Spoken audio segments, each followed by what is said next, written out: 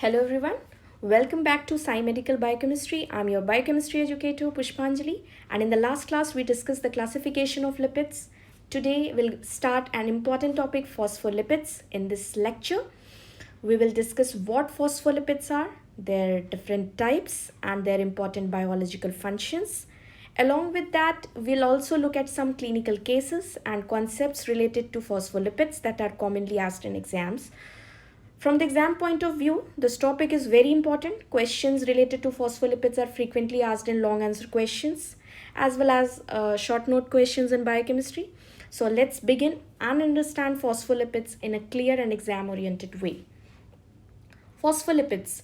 Phospholipids are complex amphipathic lipids containing fatty acids, glycerol or sphingosine, phosphoric acid and a nitrogenous base, and they are the major structural components of biological membranes.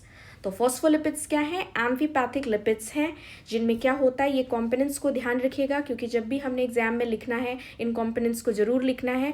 Phospholipids में present होते हैं fatty acids, glycerol और sphingosine alcohol के तौर पे present होते हैं. अभी हम देखेंगे आगे कि इसके बेसिस पे कैसे फॉस्फोलिपिड्स का क्लासिफिकेशन होता है.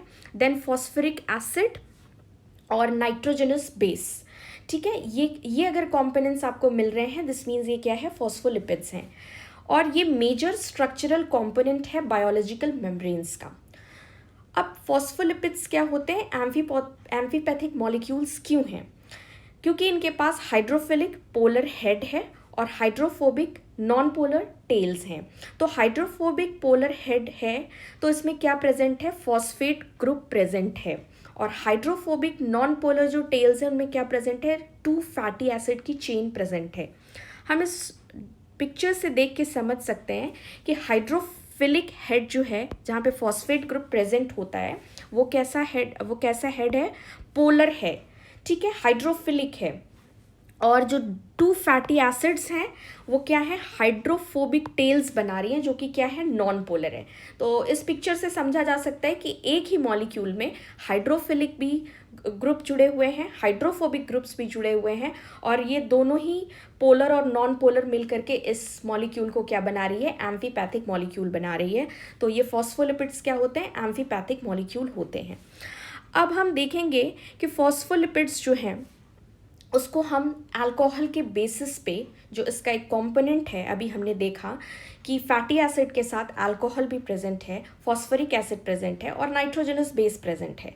तो उसमें जो अल्कोहल वाला पर्टिकुलर पोर्शन है वो 2 टाइप के अल्कोहल प्रेजेंट होते हैं.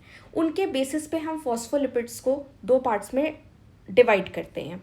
तो फॉस्फोलिपिड्स, अगर ग्लिसरोफॉस्फोलिपिड और स्फिंगोफॉस्फोलिपिड 2 तरह के फॉस्फोलिपिड होते हैं.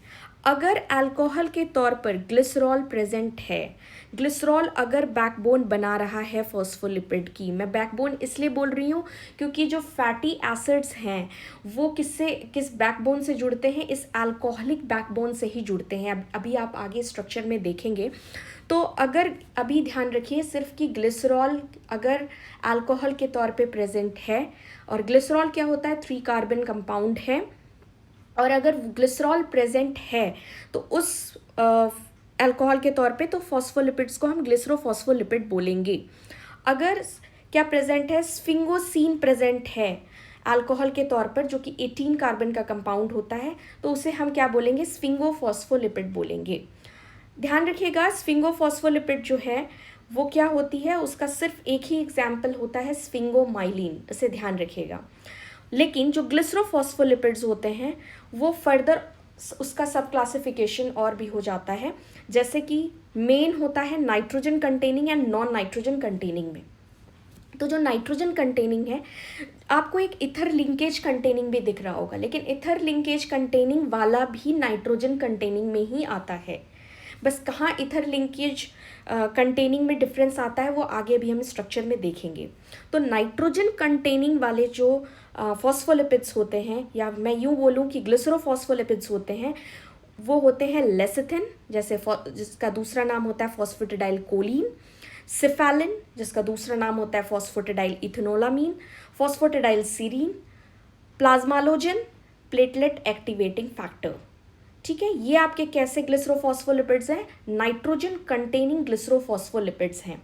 लेकिन जो नॉन नाइट्रोजन कंटेनिंग ग्लिसरोफॉस्फोलिपिड्स होते हैं उनके टाइप्स होते हैं phosphatidyl inositol, phosphatidyl glycerol and diphosphatidyl glycerol cardiolipin. ठीक है, इन नाम को ध्यान रखिएगा और एग्जाम्स में जब भी शॉर्ट नोट क्वेश्चंस आए तो इसको ज़रूर इस तरह से रिप्रेजेंट करिएगा, ऐसे ज़रूर लिखिएगा।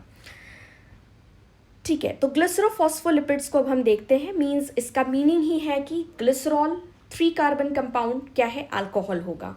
इसका दूसरा नाम होता है ग्लिसरोफॉस्फोलिपिड्स का क्या होता है, फॉस्फोग्लिसराइड्स होता है। अभी हमने जैसा कि बताया कि ये क्या कंटेन करेगा, अल्कोहल ग्लिसरॉल को करेगा, कार्बन 3, और ये इसमें कार्बन 3 होंगे और ये कैसे मॉलिक्यूल होते हैं, प्रोकायरल मॉलिक्यूल होते हैं। अब इसको कैसे डिफाइन करेंगे, membrane lipids in which 2 fatty acids are attached in ester linkage to the first and second carbons of glycerol and a highly polar or charged group attached through phosphodiester linkage to third carbon. अब इस structure को ध्यान से देखिएगा, जो भी बातें इसमें लिखी हैं उसे कैसे समझना है। ग्लिसरॉल जैसे कि 3 कार्बन की बैकबोन है और इसमें फैटी एसिड 1 जो कि ग्लिसरॉल के कार्बन 1 से जुड़ा हुआ है, कार्बन 2 से क्या जुड़ा है, फैटी एसिड 2 जुड़ी है। और आपने एक चीज़ और गौर करनी है कि फैटी एसिड 1 जो जुड़ा है ग्लिसरॉल से, उसके बीच में जो लिंकेज है वो क्या है, एस्टर लिंकेज है। फैटी एसिड 2 जो है वो कार्बन 2 से ग्लिसरॉल के जुड़ी है, वहाँ भी क्या है, एस्टर लिंकेज है। तो ये लिंकेज को भी ज़रूर ध्यान रखना है, क्योंकि जब हम अभी आगे एथर लिंकेज वाला डिस्कस करेंगे तो वहाँ पे इसी जगह पे लिंकेज में ही डिफरेंस आ जाता है। तो यहाँ पर हमने क्या ध्यान देना है कि ग्लिसरॉल की बैकबोन है, अल्कोहल क्या है, क्योंकि ग्लिसरोफॉस्फोलिपिड है तो ऑब्वियसली यहाँ पे जो अल्कोहल होगा वो 3 कार्बन कंपाउंड ग्लिसरॉल होगा, और जो उसका ग्लिसरॉल का कार्बन 1 होगा उससे क्या जुड़ेगी, फैटी एसिड 1 जुड़ेगी, जो कि किसके थ्रू जुड़ेगी, कौन सी लिंकेज के थ्रू जुड़ेगी, एस्टर लिंकेज के थ्रू जुड़ेगी। फैटी एसिड 2 जो है वो ग्लिसरॉल के साथ जुड़ेगी, किसके थ्रू जुड़ेगी, एस्टर लिंकेज के थ्रू जुड़ेगी। फिर आपने एक चीज़ और देखनी है कि कार्बन 3 जो ग्लिसरॉल का होगा उससे क्या जुड़ेगा, फॉस्फोरिक एसिड जुड़ेगी, या फिर हम बोल सकते हैं फॉस्फेट जुड़ा होगा, और फिर क्या जुड़ी होगी, नाइट्रोजनस बेस जुड़ी होगी। तो अगर इस तरह का स्ट्रक्चर आपको देखने को मिलता है, ये एक बेसिक स्ट्रक्चर है, आपने ध्यान रखना है, एग्जाम्स में आपको ऐसे ही लिखना भी है। तो इसे हम क्या बोलेंगे, ग्लिसरोफॉस्फोलिपिड बोलेंगे। तो हम बोल सकते हैं कि ग्लिसरोफॉस्फोलिपिड क्या क्या कंटेन करता है, आपका ग्लिसरॉल कंटेन करती है, फैटी एसिड एस्टरीफाइड होते हैं first 2 carbon atoms of glycerol से, ठीक है, और नाइट्रोजनस बेस होती है एंड फॉस्फोरिक एसिड होती है। तो अब हम स्टार्ट करते हैं फॉस्फेटिडिक एसिड से। फॉस्फेटिडिक एसिड क्या है, सबसे सिंपलेस्ट फॉस्फोलिपिड है। क्या है, सबसे सिंपलेस्ट फॉस्फोलिपिड है। और ध्यान रखिएगा जो फॉस्फेटिडिक एसिड होता है उसमें कोई भी नाइट्रोजनस बेस नहीं होता, क्योंकि अभी हम जब टाइप्स पढ़ेंगे तो वहाँ नाइट्रोजनस बेस की बात करेंगे, क्योंकि जैसे जैसे जो नाइट्रोजनस बेस आते चलते हैं ठीक उसी के बेसिस पर उस फॉस्फोलिपिड या ग्लिसरोफॉस्फोलिपिड का जो होता है हम नाम रखते चलते हैं। तो फॉस्फेटिडिक एसिड क्या है, सिंपलेस्ट फॉस्फोलिपिड है। लेकिन आपने ये ध्यान रखना है कि जो भी टाइप्स हम पढ़ेंगे वो सारे टाइप जो होंगे वो फॉस्फेटिडिक एसिड उसमें ज़रूर होगा। यानी कि फॉस्फेटिडिक एसिड जो होता है, सारे ग्लिसरोफॉस्फोलिपिड्स जो अभी हम आगे पढ़ेंगे वो सारे डिराइव्ड किससे होते हैं, फॉस्फेटिडिक एसिड से होते हैं। तो अब फॉस्फेटिडिक एसिड में होता क्या क्या है, ग्लिसरॉल होगी, फैटी एसिड होंगे जो कि एस्टरीफाइड होंगे first 2 carbon atoms of glycerol से, फॉस्फोरिक एसिड तक होगा, और नाइट्रोजनस बेस इसमें नहीं होगी, ध्यान रखिएगा। तो phosphatidic acid plus nitrogenous base अगर जुड़ जाता है तो फिर वो डिफरेंट टाइप्स के ग्लिसरोफॉस्फोलिपिड्स होते चलेंगे, जिसको अब हम डिस्कस करेंगे। तो आता है फॉस्फेटिडाइल कोलिन। फॉस्फेटिडाइल कोलिन पहला टाइप है जिसका दूसरा नाम लेसिथिन भी होता है। इसमें आप देखें कि क्या होता है, बेसिक्स हम पढ़ चुके हैं कि ग्लिसरॉल होगी, क्योंकि ग्लिसरॉल यहाँ पे क्या होगा, अल्कोहल होगा, 2 फैटी एसिड्स होंगे, फॉस्फेट ग्रुप होगा, और यहाँ जो नाइट्रोजनस बेस होगा वो क्या होगी, कोलीन होगी। क्या होगी, कोलीन होगी। तो वो कोलीन जो है किससे जाकर जुड़ती है, अभी हमने बेसिक जब स्ट्रक्चर पढ़ा था तो हमने देखा था वो फॉस्फेट ग्रुप से जाकर के क्या जुड़ती है, नाइट्रोजनस बेस जुड़ी थी। तो आप यहाँ देखेंगे कि कोलीन जो है फॉस्फेट ग्रुप से जुड़ेगा। तो बेसिक आप फॉस्फेट ग्रुप तक अगर देखें तो ये क्या है, फॉस्फेटिडिक एसिड है, और इसमें हमने एक्स्ट्रा बस क्या जोड़ा, कोलीन जोड़ दिया। तो जितने भी आप टाइप पढ़ेंगे वो सारे क्या होंगे, फॉस्फेटिडिक एसिड से ही डिराइव्ड हुए रहेंगे। तो glycerol plus 2 fatty acid plus phosphate group, और क्या जुड़ा, कोलीन जुड़ी, इसे हमने क्या बोला, फॉस्फेटिडाइल कोलीन बोली, जिसका दूसरा नाम क्या है, लेसिथिन है। अब लेसिथिन क्या है, सबसे अबंडेंट फॉस्फोलिपिड है सेल मेम्ब्रेन का। लेसिथिन सेल मेम्ब्रेन के सबसे अबंडेंट फॉस्फोलिपिड होता है, और सेल मेम्ब्रेन जो होता है मेनली क्या बनाता है, फॉस्फोलिपिड बाइलेयर से बनी होती है, और लेसिथिन उस बाइलेयर का मेजर स्ट्रक्चरल कंपोनेंट होता है, और ये मेम्ब्रेन को फ्लूइडिटी और स्टेबिलिटी प्रोवाइड करता है। तो हम कह सकते हैं कि lecithin is the most abundant phospholipid present in cell membranes. Then ये एड करता है digestion and absorption of lipids, means lecithin जो है फैट डाइजेशन और एब्जॉर्प्शन में हेल्प करता है। कैसे हेल्प करता है, लेसिथिन बाइल का एक इम्पॉर्टेंट कंपोनेंट होता है, ये इमल्सिफिकेशन ऑफ फैट्स में हेल्प करता है, फैट ड्रॉपलेट्स को छोटे ड्रॉपलेट्स में ब्रेक कर देता है। इससे क्या होता है कि pancreatic lipase easily fat digest कर पाता है, और लिपिड एब्जॉर्प्शन जो इंटेस्टाइन में ईजिली वो हो जाएगा, ठीक है, हो जाता है। तो इसका क्लिनिकल इंपॉर्टेंस है, फैट डाइजेशन प्रॉपर होती है। देन ये सोर्स होता है कोलीन का, ठीक है, इसका नाम ही है फॉस्फेटिडाइल कोलीन, तो ये सोर्स है किसका, कोलीन का। तो लेसिथिन बॉडी को कोलीन प्रोवाइड करता है। तो कोलीन क्या है, कोलीन से इंपॉर्टेंट मॉलिक्यूल्स बनते हैं, जैसे क्या बनेगा, ये मेनली मतलब ट्रांसमिथाइलेशन रिएक्शन करता है, प्लीज़ इसको ध्यान रखिएगा। नीट पीजी में कभी कभी पूछ लिया जाता है कि फॉस्फेटिडाइल कोलीन जो है वो इंपॉर्टेंट क्या रिएक्शंस करते हैं, या वाइवा में भी आपसे पूछा जा सकता है कि क्या इंपॉर्टेंट ये रिएक्शंस करते हैं। तो ये ट्रांसमिथाइलेशन रिएक्शन करते हैं, और ये नर्व इम्पल्स ट्रांसमिशन करते हैं, मीन्स एसिटाइल कोलिन जो क्या है, इंपॉर्टेंट न्यूरोट्रांसमीटर है, तो नर्व इम्पल्स ट्रांसमिशन में रोल प्ले करता है। जैसे कि एग्जाम्पल होता है न्यूरोमस्कुलर जंक्शन में, ऑटोनॉमिक नर्वस सिस्टम में, ठीक है। और ये लाइपोट्रोपिक फैक्टर की तरह भी काम करता है। तो कोलिन जो है लाइपोट्रोपिक फैक्टर की तरह एक्ट कर रहा है, मीनिंग लीवर से फैट को रिमूव करने में हेल्प करता है, फैटी लीवर को प्रिवेंट करता है, ठीक है। इसका और काम क्या है, हेल्प करता है कोलेस्ट्रॉल को डिजोल्व करना इन बाइल। सो लेसिथिन कोलेस्ट्रॉल को बाइल में डिजोल्व करने में हेल्प करता है। तो नॉर्मली क्या होता है, कोलेस्ट्रॉल वाटर में सॉल्युबल नहीं होती, लेकिन बाइल में होती है। लेसिथिन और बाइल सॉल्ट्स अगर मिल जाएं तो कोलेस्ट्रॉल को क्या करेंगे, मिजल्स में डिजोल्व कर देते हैं। तो इस तरह से इसका इंपॉर्टेंस क्या है, ये गॉल स्टोन फॉर्मेशन को प्रिवेंट करता है। फिर इसका रोल आता है इन एस्टरिफिकेशन ऑफ फ्री कोलेस्ट्रॉल। तो जब आप लिपोप्रोटीन मेटाबॉलिज्म पढ़ेंगे तो वहाँ ये एस्टरिफिकेशन वाला रोल आप देखेंगे लेसिथिन का। लेसिथिन फ्री कोलेस्ट्रॉल को एस्टरिफाई करने में रोल प्ले करता है, और ये एक रिएक्शन एंजाइम उसमें इन्वॉल्व होता है, जैसे कि लेसिथिन है और कोलेस्ट्रॉल जो फ्री कोलेस्ट्रॉल होता है उसके साथ मिलके लेसिथिन क्या बनाता है, कोलेस्टेराइल एस्टर बनाता है। लेकिन ये रिएक्शन ऐसे नहीं हो सकता, इस रिएक्शन के लिए एक एंजाइम की ज़रूरत पड़ती है जिसको हम लोग बोलते हैं एल-कैट।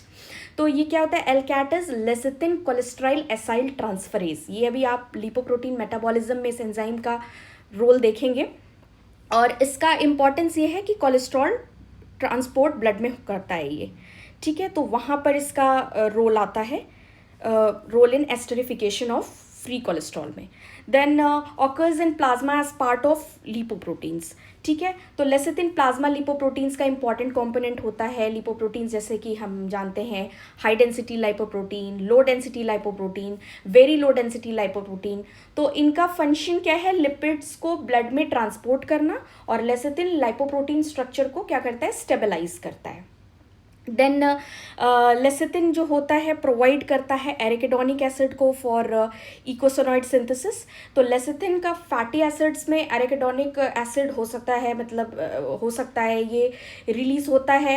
ये एक्चुअली करता क्या है कि ये एरिकिडोनिक एसिड्स जो होता है उसको प्रोवाइड करता है, और ये जो एरिकिडोनिक एसिड है, ये फैटी एसिड है, ये क्या फाइनली बनाती है, इकोसिनॉइड्स की सिंथेसिस करती है। अब इकोसिनॉइड्स आप आगे पढ़ेंगे ये क्या होते हैं, 20 कार्बन कंपाउंड्स होते हैं। इनके एग्जाम्पल्स होते हैं लाइक प्रोस्टाग्लैंडिन्स, थ्रोम्बोक्सिन्स, ल्यूकोट्राइन्स।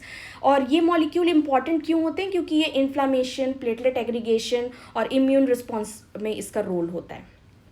उसके अलावा ये लंग सर्फेक्टेंट की तरह भी काम करते हैं, भी हम आगे देखेंगे। मेन लेसिथिन का काम लंग सर्फेक्टेंट के तौर पर भी होता है। और ये कंपोनेंट होता है साइटोक्रोम P450 सिस्टम का, जो कि जेनोबायोटिक्स में हम जानते हैं इसका रोल डिटॉक्सिफिकेशन में रोल होता है। फेज़ 1 रिएक्शन को मेनली ये जेनोबायोटिक रिएक्शन में ये करता है, और उसका भी लेसिथिन क्या होता है? कंपोनेंट होता है। देन अब हम क्लिनिकल इम्पोर्टेंस के क्वेश्चन पर चलेंगे। क्लिनिकल इम्पोर्टेंस देखेंगे लेसिथिन का। डाइपामेटॉइल लेसिथिन, ये स्पेसिफिक नाम को याद रखिएगा, ये बहुत ही इम्पॉर्टेंट है। इस नाम को याद रखिएगा, इम्पॉर्टेंट है ये काफ़ी। तो डाइपामेटॉइल लेसिथिन जो है वो बहुत ही इफेक्टिव सरफेस एक्टिव एजेंट है, और ये मेजर कंस्टिट्यूएंट है किसका?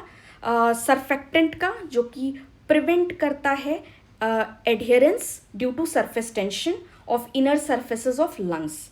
और इसकी एब्सेंस से क्या होता है? Its absence from the lungs of premature infants causes respiratory distress syndrome. This is very very important, इसको याद रखिएगा। और ये इंपॉर्टेंट कॉज होता है न्यूनेटल मॉर्बिडिटी एंड मॉर्टेलिटी का in developed and developing countries.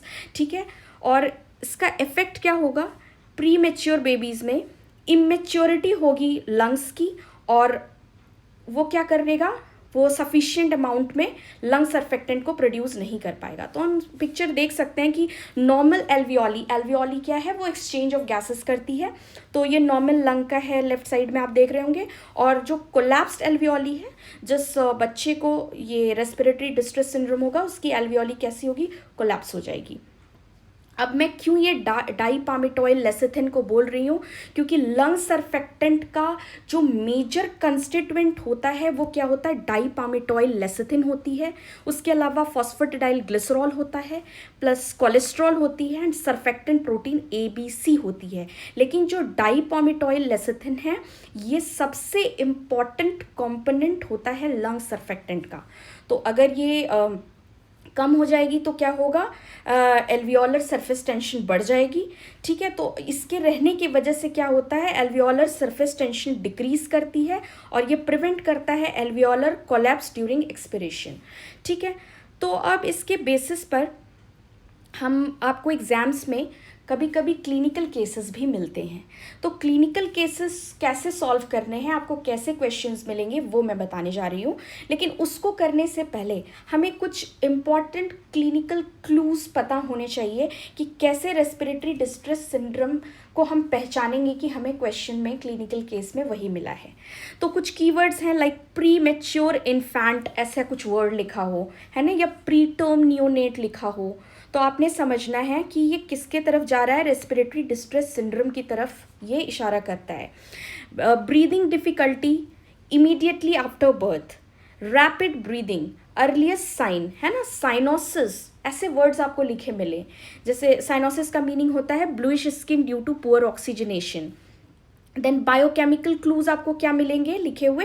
Like surfactant deficiency, ऐसा word आपको लिखा मिलेगा, या लो लेसिथिन स्फिंगोमाइलिन रेशियो। ठीक है, आपको ऐसा लिखा मिलता है क्वेश्चन में। या फिर एक्सरे फाइंडिंग में आपको लिखा मिल रहा है ग्राउंड ग्लास अपीयरेंस, या फिर हाइलिन लाइक अपीयरेंस। तो आपने ना ये इंपॉर्टेंट क्लिनिकल क्लूज को एक बार देख लेना है। अब देखते हैं इसको क्वेश्चन को सॉल्व कैसे करना है। क्वेश्चन में जैसे आपको मिलेगा कि a premature infant born at 30 weeks या 36 वीक्स भी आपको लिखा मिल सकता है, of gestation develops rapid breathing. ठीक है, रैपिड ब्रीदिंग देखने को मिलेगी। और अभी मैंने आपको बताया कि प्रीमेच्योर इन्फेंट कीवर्ड अभी हम देख कर आ रहे हैं, रैपिड ब्रीदिंग भी हम देख कर आ रहे हैं कि रैपिड ब्रीदिंग, आपको ये दो कीवर्ड मिले। देन आता है nasal flaring. Nasal flaring is widening of nostrils during breathing. ठीक है, यूजुअली जब ब्रीदिंग में डिफिकल्टी होगी तब ऐसा देखने को मिलता है। देन आता है चेस्ट रिट्रैक्शंस, है ना, chest retraction is the inward pulling of the skin and soft tissues of the chest wall. तो ये एक विजिबल साइन होता है किसका? रेस्पिरेटरी डिस्ट्रेस सिंड्रोम का। देन साइनोसिस, जो कि अभी हमने डिस्कस किया कि ब्लूइश स्किन हो जाती है ड्यू टू पुअर ऑक्सीजनेशन, ठीक है, शॉर्टली आफ्टर बर्थ। तो ये सभी शो कर रहा है कि ब्रीदिंग में प्रॉब्लम हो रही है, ठीक है। और देखें आप चेस्ट एक्सरे में क्या दिख रहा है, ग्राउंड ग्लास अपीयरेंस देखने को मिल रहा है। So the condition is suspected to be due to deficiency of pulmonary surfactant. और मैंने ये भी कीवर्ड आपको बोला कि पल्मोनरी सर्फेक्टेंट जैसा कीवर्ड भी आपको देखने को मिलेगा। Attending pediatrician suspected respiratory distress syndrome, which is known as RDS. तो अब क्या होता है, आपको ऐसा एक्सरे मिल भी सकता है एग्जाम्स में, नहीं भी मिल सकते हैं, लेकिन मैंने आपको दिखाने के लिए कि ग्राउंड ग्लास अपीयरेंस कैसा होता है, क्योंकि जब आप नॉर्मल एक्सरे देखेंगे उससे ये बिल्कुल ही डिफरेंट दिख रहा है। इसमें आपको ग्लासी अपीयरेंस नज़र आ रही होगी। तो ये ग्लासी अपीयरेंस ये शो करता है, हाइलिन लाइक अपीयरेंस या ग्लासी लाइक अपीयरेंस ये शो करता है कि ये क्या है, रेस्पिरेटरी डिस्ट्रेस सिंड्रोम है। अब रेस्पिरेटरी डिस्ट्रेस सिंड्रोम में क्वेश्चन पहला है कि which phospholipid is the major component of lung surfactant whose deficiency leads to respiratory distress syndrome in newborns, है ना। तो अभी हम देख कर आ रहे हैं किसकी डेफिशिएंसी हो जाती है, कौन से फॉस्फोलिपिड की होती है, डाईपामिटॉइल लेसिथिन। याद रखिएगा, डाईपामिटॉइल लेसिथिन। देन दूसरा क्वेश्चन आता है, how to assess the lung maturity antenatally, है ना। एंटीनैटली हम कैसे देखेंगे, तो इसके लिए आपके रेफरेंस के लिए मैंने यहाँ पर एक नोट बना दिया है कि जो नॉर्मल लेसिथिन स्फिंगोमाइलिन का जो रेशियो है, LH रेशियो है, अगर वो 2 आता है, ये जनरली एमनियोटिक फ्लूइड लिया जाता है फीटस का, और उसी से इस रेशियो को देखा जाता है, L/S रेशियो को, लेसिथिन स्फिंगोमाइलिन रेशियो को। अगर वो 2 शो कर रहा है तो ये डिनोट करता है कि लंग नॉर्मली मैच्योर हो रहा है। लेकिन risk of developing respiratory distress syndrome is more than 75% तब हो जाती है जब यही lecithin sphingomyelin ratio less than 1.5 आ रहा हो। तो ये इससे समझ में क्या आता है कि इसको रेस्पिरेटरी डिस्ट्रेस सिंड्रोम की ओर ये आपको बताता है कि हो रही है ना। तो प्रॉपर इसमें सर्फेक्टेंट नहीं बन रहा है ना, तो डेवलपमेंट नहीं हो रहा। तो अब आप नेक्स्ट क्वेश्चन है कि what precaution should be taken antenatally to prevent respiratory distress syndrome. तो कैसे एंटीनैटली इसको पता किया जाएगा, तो इसके लिए आप क्या करते हैं, ग्लूकोकॉर्टिकॉइड इंजेक्शन देंगे antenatally to mother to enhance fetal lung maturity, ठीक है। तो ये आपका क्वेश्चन था, और इन कीवर्ड्स को ध्यान रखिएगा कि कैसे करना है, आपने इन बातों का ध्यान रखिएगा। और इसी तरह से क्वेश्चंस आपको मिलेंगे, हो सकता है ये एक्सरे आपको नाम नहीं मिले, लेकिन ये सारे कीवर्ड्स आपने ध्यान रखने हैं। देन आता है फॉस्फेटिडाइल इथिनोलामीन। तो हमने फॉस्फेटिडाइल कोलिन को ख़त्म कर लिया है, अब आता है फॉस्फेटिडाइल इथिनोलामीन। इसे हम क्या बोलते हैं, सिफेलिन भी बोलते हैं। तो ग्लिसरोफॉस्फोलिपिड विथ इथिनोलामीन एज नाइट्रोजनस बेस। तो फॉस्फेटिडिक एसिड हमें पता है वही सेम स्ट्रक्चर रहेगा जो अभी हम डिस्कस कर रहे थे। बेसिक स्ट्रक्चर यही रहेगा कि ग्लिसरॉल की बैकबोन रहेगी, फैटी एसिड 1 रहेगा, फैटी एसिड 2 रहेगी, मींस एस्टर लिंकेजेस रहेंगे, फॉस्फेट रहेगा, ठीक है। यहाँ तक तो आपका फॉस्फेटिडिक एसिड हो गई। और जो नाइट्रोजनस बेस है, अब ये नाइट्रोजनस बेस आपका यहाँ पे क्या हो जाएगा, इथिनोलामीन हो जाएगी, मींस सिफेलिन हो जाएगी, ठीक है। ये किसका कॉम्पोनेंट होता है, ये कॉम्पोनेंट होता है मेम्ब्रेन्स का अलोंग विथ अदर फॉस्फोलिपिड्स, ठीक है। और इसका मेन रोल है इन ब्लड कोगुलेशन। और क्लॉटिंग फैक्टर 3 जो थ्रोम्बोप्लास्टिन होती है, वो किसकी मेनली बनी होती है, कंपोज मेनली ऑफ सिफेलिन। इसको ध्यान रखिएगा, वेरी वेरी इंपॉर्टेंट। देन आता है फॉस्फेटिडाइल सीरीन, है ना। ये भी एक क्या है, ग्लिसरोफॉस्फोलिपिड है, और इसका स्ट्रक्चर भी बेसिक वही, क्योंकि सब कोई फॉस्फेटिडिक एसिड से ही डिराइव्ड है। तो फॉस्फेटिडिक एसिड का मीनिंग है ग्लिसरॉल की बैकबोन, कार्बन 1 कार्बन 2 पे फैटी एसिड, और थर्ड आपका क्या जुड़ा होगा, कार्बन 3 से आपकी जुड़ी होगी फॉस्फेट ग्रुप जुड़ा होगा, और उसके बाद उस फॉस्फेट से क्या जुड़ा होगा, सीरीन नाइट्रोजनस बेस के तौर पर जुड़ा होगा। इसका बहुत ही इंपॉर्टेंट रोल कहाँ पर आ जाता है, इन प्रोग्राम्ड सेल डेथ, जिसको हम एपोप्टोसिस बोलते हैं। अब आप इस पिक्चर में देख रहे होंगे कि हेल्दी सेल्स जो होती हैं, हेल्दी सेल्स में क्या होती है, ये मेम्ब्रेन जो है हेल्दी सेल्स में देखने को मिलता है कि फॉस्फेटिडाइल जो सीरीन है वो कहाँ है, inner leaflet of cell membrane में है ना। फॉस्फेटिडाइल सीरीन जो वाइवल सेल्स में होती हैं वो कहाँ पे होती है, इनर मेम्ब्रेन में होती है, इनर लीफलेट्स में पाई जाती हैं, क्योंकि ये वाला पोर्शन इज इनर लीफलेट और ये वाला पोर्शन इज आउटर लीफलेट है ना। तो ये ग्रीन से जो डिनोट कर रहा है ये क्या है, फॉस्फेटिडाइल सीरीन है। अब होता क्या है कि जैसे ही जो सेल्स जिनकी डेथ होने लगती है, एक प्रोग्राम्ड सेल डेथ होने लगती है, तो ये क्या करने लगते हैं, ये जो फॉस्फेटिडाइल सीरीन है वो इनर लीफलेट से फ्लिप करके और आउटर लीफलेट पे चला जाता है। तो आप देख रहे होंगे जो सेल्स अब एपोप्टोसिस पे जा रही हैं वहाँ पे ये ग्रीन वाली जो आपको देखने को मिल रही थी सेल्स, ये कैसी हो रही है, ये आउटर साइड पे चली जा रही है ना। तो during apoptosis phosphatidyl serine is present on the outer membrane, या फिर हम बोल सकते हैं आउटर लीफलेट पे प्रेजेंट है। तो ये फॉस्फेटिडाइल सीरीन अब कहाँ चली गई है, आउटर लीफलेट पे चली गई हैं। तो ये कैसे सिग्नल्स देने लगती हैं, ईट मी सिग्नल्स देने लगती हैं। तो मैक्रोफेजेस आते हैं और फिर इनको क्या करते हैं, इनगल्फ कर लेते हैं। तो इस तरह से ये फॉस्फेटिडाइल सीरीन जो है बहुत इंपॉर्टेंट रोल प्ले करता है, किसमें, एपोप्टोसिस में रोल प्ले करता है। प्लीज़ इसे ध्यान रखिएगा, वेरी इंपॉर्टेंट। देन ये तो थे अभी तक ग्लिसरोफॉस्फोलिपिड्स जिसमें आपने देखा एस्टर लिंकेजेस थे, लेकिन और नाइट्रोजन कंटेनिंग भी थे क्योंकि इसमें नाइट्रोजनस बेस आपको देखने को मिल रहा था। इथरफॉस्फोलिपिड्स भी नाइट्रोजन कंटेनिंग है, लेकिन इसमें डिफरेंस कहाँ पर आता है, स्ट्रक्चर में कैसे डिफरेंस आता है आपने देखना है। जो अभी हम पढ़ रहे थे कि यहाँ पर जो अभी हम पढ़ रहे थे,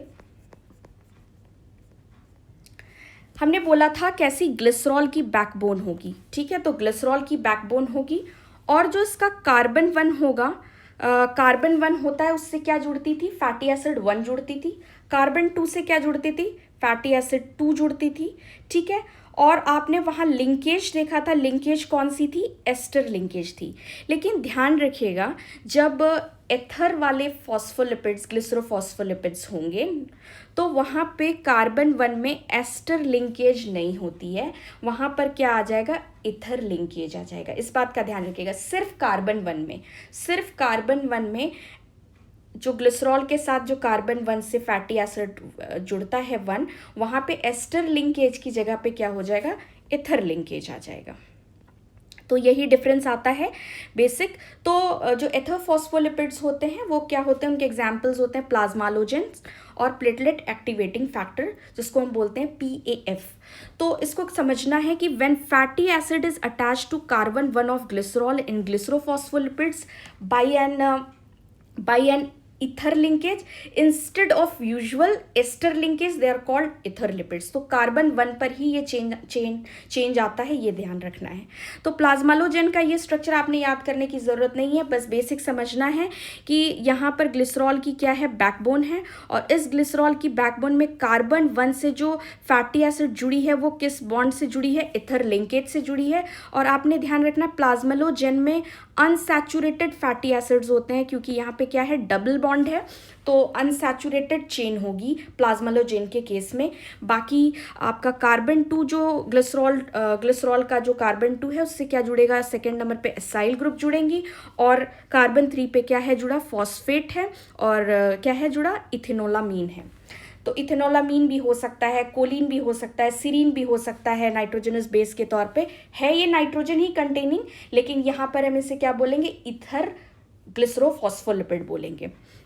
ये प्लाज्मालोजेन का स्ट्रक्चर था। उसके बाद इसी तरह से प्लेटलेट एक्टिवेटिंग फैक्टर का कैसा स्ट्रक्चर होता है ये आपने देखना है। कार्बन 1, कार्बन 2, कार्बन 3, ग्लिसरॉल की 3 कार्बन, और इसके जो कार्बन 1 है यहाँ पर इथर लिंकेज है, और आपने देखना है यहाँ पे डबल बॉन्ड नहीं है, यहाँ पे फैटी एसिड जो है वो क्या होगी, सैचुरेटेड है। फिर उसके बाद वहाँ आपने देखा था कार्बन 2 पर एसाइल ग्रुप था, यहाँ पे कार्बन 2 पे क्या है, एसिटाइल ग्रुप है, और कार्बन 3 क्या है, से क्या जुड़ा है, फॉस्फेट, और वही आपका इथेनोलामीन। इथेनोलामीन सबसे कॉमन होता है, तो यही चीज़ आपको यहाँ पे समझाई गई है, ठीक है। अब प्लाज्मालोजेन का डिस्ट्रीब्यूशन कहाँ पर होता है, फॉस्फोलिपिड जो होते हैं 10 to 30% प्लाज्मालोजेन जो होते हैं स्पेशली ब्रेन में और हार्ट में पाए जाते हैं, स्केलेटल मसल्स में भी पाए जाते हैं, नर्वस टिश्यू मेम्ब्रेन में भी पाए जाते हैं, लेकिन approximately 10 to 30% brain and heart में पाया जाता है। और इसका फंक्शन क्या होता है, मेंटेन करना मेम्ब्रेन के स्ट्रक्चर को, एंटीऑक्सीडेंट रोल होता है जो कि प्रोटेक्ट करता है लिपिड्स को फ्रॉम रिएक्टिव ऑक्सीजन स्पीशीज से, सिग्नल ट्रांसडक्शन में भी इसका रोल होता है। देन प्लेटलेट एक्टिवेटिंग फैक्टर्स में जो अभी आपको डायग्राम में समझा है वही लिखा है यहाँ पे। और फंक्शंस क्या होते हैं इसके, प्लेटलेट एग्रीगेशन में, कंट्रीब्यूट करता है ब्लड क्लॉट फॉर्मेशन में, इंपॉर्टेंट केमिकल मेडिएटर होता है इन इन्फ्लामेशन, और helping immune cells to communicate and respond to injury और इन्फेक्शन में। देन अब ग्लिसरोफॉस्फोलिपिड जो नॉन नाइट्रोजन कंटेनिंग होते हैं, जो कि होते हैं फॉस्फेटिडाइल आइनोसिटोल, जो कि सेल सिग्नलिंग में इनका रोल होता है। तो यहाँ पे नॉन नाइट्रोजन कंटेनिंग है तो यहाँ क्या होगा, ग्लिसरॉल है, वही दो फैटी एसिड्स होंगी, फॉस्फरिक एसिड या फॉस्फेट ग्रुप होगा। लेकिन यहाँ नाइट्रोजनस बेस की जगह अब क्या जुड़ गया है आकर, आइनोसिटोल। और आइनोसिटोल क्या है, एक साइक्लिक शुगर अल्कोहल है जो कि अटैच्ड होता है फॉस्फेट ग्रुप से।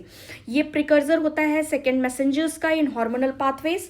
तो जब कभी भी हम पढ़ते हैं जीपीसीआर सिग्नलिंग, जी प्रोटीन कपल्ड रिसेप्टर सिग्नलिंग, तो इफेक्टर मॉलिक्यूल यहाँ पे क्या है, फॉस्फोलाइपेज सी है। फॉस्फोलाइपेज सी क्या करता है, जो फॉस्फेटिडाइल आइनोसिटोल 4,5 बिसफॉस्फेट होते हैं उसको क्या करता है, ये डाइएसाइल ग्लिसरॉल और आइनोसिटोल ट्रिसफॉस्फेट बनाता है, IP3 बनाता है, और ये सेल सिग्नलिंग में हेल्प करता है। ये सेकेंडरी मैसेंजर की तरह फॉस्फेटिडाइल आइनोसिटोल काम करता है। और इसका रोल मेम्ब्रेन ट्रैफिकिंग में भी होता है। तो मेम्ब्रेन ट्रैफिकिंग सेल के अंदर क्या होता है, मॉलिक्यूल्स लाइक प्रोटीन्स, लिपिड्स को एक जगह से दूसरी जगह ट्रांसपोर्ट करने के लिए एक हाईली रेगुलेटेड मैकेनिज्म होता है। तो उसमें भी फॉस्फेटिडाइल आइनोसिटोल का रोल होता है। देन आता है cardiolipin which is very very important, और नीट में और वाइवा में, नीट पीजी और वाइवा में भी पूछा जाता है कि कार्डियोलिपिन का दूसरा नाम क्या होता है। तो आपने ध्यान रखना है डाइफॉस्फेटिडाइल ग्लिसरॉल। और इसका नाम क्यों कार्डियोलिपिन पड़ा, क्योंकि इसको फर्स्ट आइसोलेट किया गया था फ्रॉम कार्डियक मसल। और ये मेजर लिपिड होता है माइटोकॉन्ड्रियल मेम्ब्रेन का। और माइटोकॉन्ड्रियल मेम्ब्रेन में भी आपने ध्यान रखना है कि अबंडेंटली कहाँ पर पाया जाता है, इनर मेम्ब्रेन ऑफ माइटोकॉन्ड्रिया में पाया जाता है। और ये इंपॉर्टेंट कंपोनेंट होता है इलेक्ट्रॉन ट्रांसपोर्ट चेन का, क्योंकि आपने पता है इलेक्ट्रॉन ट्रांसपोर्ट चेन कहाँ पर होती है, इनर माइटोकॉन्ड्रियल मेम्ब्रेन में ही होती है। तो वहाँ पे ही सारे कॉम्प्लेक्सेस पाए जाते हैं इलेक्ट्रॉन ट्रांसपोर्ट चेन के। ये वहाँ पर कार्डियोलिपिन, लेसिथिन और सिफेलिन के साथ प्रेजेंट होता है। तो इसका रोल जो है वो सेलुलर रेस्पिरेशन में भी बहुत इंपॉर्टेंट हो जाता है। और ये फॉस्फोलिपिड जो होता है सिर्फ और सिर्फ माइटोकॉन्ड्रिया में प्रेजेंट होता है, इसलिए ये एसेंशियल होता है माइटोकॉन्ड्रियल फंक्शंस के लिए। और ये एग्जिबिट करता है एंटीजेनिक प्रॉपर्टीज़ को भी। इसके पास क्या होते हैं, एंटीजेनिक प्रॉपर्टीज़ होते हैं। मतलब इसका मतलब है कि हमारे इम्यून सिस्टम इसे रिकॉग्नाइज कर सकते हैं, जो कि ख़ास तौर पे क्या डैमेज्ड सेल मेम्ब्रेन्स है या कुछ इस तरह से है, तो उसको ये डिटेक्ट कर लेगा। तो ध्यान रखिएगा, कार्डियोलिपिन का दूसरा नाम डाइफॉस्फेटिडाइल ग्लिसरॉल होता है। और ये कहाँ पे प्रेजेंट होता है, इनर माइटोकॉन्ड्रियल मेम्ब्रेन में प्रेजेंट होता है। इसका क्लिनिकल इंपॉर्टेंस क्या है, डिक्रीज्ड कार्डियोलिपिन का लेवल होगा तो ये ऑल्टर करेगा स्ट्रक्चर और मेटाबॉलिज्म को, और माइटोकॉन्ड्रियल डिसफंक्शन करेगा, जिसकी वजह से एजिंग या पैथोलॉजिकल कंडीशंस देखने को मिलेंगी like heart failure, hypothyroidism, Barth syndrome. इसको ध्यान रखिएगा, बार्थ सिंड्रोम इंपॉर्टेंट है। और ये क्या होता है, कार्डियोस्केलेटल मायोपैथी होती है, जिसमें कि cardiomyopathy, muscle weakness, growth delay ये देखने को मिलता है। देन APL एंटीबॉडी सिंड्रोम जो होते हैं, ये भी इसी का एक क्लिनिकल है, क्लिनिकल इसका ही इसी से एसोसिएटेड है। जो अभी आपको मैंने बताया एंटीजेनिक प्रॉपर्टीज़ उसी पर बेस्ड है ये। तो ये क्या होता है, एंटी फॉस्फोलिपिड एंटीबॉडीज़ होते हैं जो कि प्रेजेंट होते हैं in blood in patients with auto immune diseases and in patients with thrombotic episodes. तो प्रेगनेंसी के केस में अगर ये एंटीबॉडीज बनते हैं तो बहुत सारे कॉम्प्लिकेशंस देखने को मिलेंगे, लाइक मिसकैरेज होगा, इक्लैम्पसिया, हाई ब्लड प्रेशर जैसे कॉम्प्लिकेशन, या फिर प्री टर्म लेबर देखने को मिलेगा। तो ये एंटीबॉडीज कैसे डेवलप होते हैं, अगेंस्ट मेम्ब्रेन फॉस्फोलिपिड जो कि क्या होता है, कार्डियोलिपिन होता है, उसी के अगेंस्ट ये एंटी फॉस्फोलिपिड एंटीबॉडीज बनते हैं। देन आता है स्फिंगोफॉस्फोलिपिड, जो कि हमने अभी देखा था स्फिंगोसिन, इसमें क्या हो जाते हैं, अल्कोहल के तौर पे हो जाते हैं। अभी तक हमने जितना भी डिस्कस किया वो क्या थे, ग्लिसरॉल थे, ग्लिसरोफॉस्फोलिपिड्स थे, उसमें ग्लिसरॉल की बैकबोन थी। लेकिन यहाँ पर अब स्ट्रक्चर में देखें कि किसकी बैकबोन होगी, स्फिंगोसिन की होगी। स्फिंगोसिन क्या है, 18 कार्बन कंपाउंड है, ग्लिसरॉल 3 कार्बन कंपाउंड था। वहाँ पे भी फैटी एसिड 1, फैटी एसिड 2 थे। यहाँ पे भी fatty acid 1 and fatty acid 2 होंगे, और इसके साथ क्या जुड़ा होगा, फॉस्फेट जुड़ी होंगी और नाइट्रोजनस बेस जुड़ा होगा। सारा कुछ सेम होगा, लेकिन बस यहाँ डिफरेंस क्या होगा, यहाँ पे स्फिंगोसीन प्रेजेंट है, स्फिंगोसीन प्रेजेंट है, और ये क्या होता है, अमीनो अल्कोहल होता है, 18 कार्बन का होता है। अब इसमें एक बहुत इंपॉर्टेंट चीज़ बन जाती है, वाइवा में हमेशा पूछा जाता है, इसको ध्यान रखिएगा कि सेरामाइड्स क्या होते हैं। तो आपने ध्यान रखना है कि अगर फॉस्फोरल ग्रुप प्रेजेंट है ना, अभी मैंने इसमें देखिए करा, ये फॉस्फोरल ग्रुप है, और फैटी एसिड और स्फिंगोसीन, इन सबको मिला करके क्या बोला जाता है, सॉरी, स्फिंगोसीन और फैटी एसिड को एक साथ मिलाकर क्या बोला जाता है, सेरामाइड बोला जाता है। और अगर सेरामाइड और फॉस्फोरिल ग्रुप और नाइट्रोजनस बेस अगर जुड़ जाता है तो ये क्या बनाता है, स्फिंगोमाइलिन बनाता है। तो आपसे पूछा जाता है वाइवा में कि सेरामाइड्स क्या होते हैं, तो सेरामाइड्स आप ध्यान रखिएगा, स्फिंगोसीन अल्कोहल एंड फैटी एसिड दोनों को कंबाइंड में हम क्या बोलते हैं, सेरामाइड बोलते हैं। और ये सेरामाइड फॉस्फोरिल ग्रुप के साथ जुड़ के और नाइट्रोजनस बेस के साथ जुड़ के क्या बनाता है, स्फिंगोमाइलिन बनाता है। तो स्फिंगोमाइलिन्स जो होते हैं वो कहाँ पे प्रेजेंट होते हैं, वो प्रेजेंट होते हैं सेल मेम्ब्रेन के आउटर लीफलेट में। तो स्फिंगोमाइलिन मेनली सेल मेम्ब्रेन के आउटर लीफलेट में प्रेजेंट होता है। मेम्ब्रेन बाइलेयर के 2 लेयर्स होते हैं, inner leaflet and outer leaflet, तो स्फिंगोमाइलिन ज़्यादातर आउटर लीफलेट में मिलता है। लिपिड राफ्ट्स में भी ये इंपॉर्टेंट अबंडेंट होता है। अब प्लाज्मा मेम्ब्रेन के कुछ स्पेशलाइज्ड रीजन्स होते हैं जिनको लिपिड राफ्ट्स बोलते हैं। तो लिपिड राफ्ट्स क्या होते हैं, मेम्ब्रेन का माइक्रो डोमेन्स होते हैं जहाँ कोलेस्ट्रॉल, स्फिंगोलिपिड्स ज़्यादा होते हैं। तो ये सेल सिग्नलिंग और प्रोटीन ऑर्गेनाइजेशन में हेल्प करते हैं। तो स्फिंगोमाइलिन लिपिड राफ्ट्स का एक इंपॉर्टेंट कॉम्पोनेंट है। देन माइलिन शीथ में प्रेजेंट होती है। नर्व फाइबर्स के अराउंड लिपिड रिच कवरिंग होती है जो कि इलेक्ट्रिकल इंसुलेशन प्रोवाइड करती है। नर्व इम्पल्स फास्ट कंडक्ट करने में हेल्प करती है, इसलिए नर्वस टिश्यू में स्फिंगोमाइलिन क्या होता है, हाई अमाउंट में होता है। तो आपने ये कंस्टिट्यूएंट्स याद रखने हैं। और इसका रोल जो है वो कहाँ पर है, सेल सिग्नलिंग और एपोप्टोसिस में भी होता है। तो स्फिंगोमाइलिन जो होता है मेटाबॉलिज्म से सेरामाइड प्रोड्यूस होता है, और सेरामाइड का जो रोल होता है वो सेल सिग्नलिंग और एपोप्टोसिस में होता है, प्रोग्राम्ड सेल डेथ में होता है।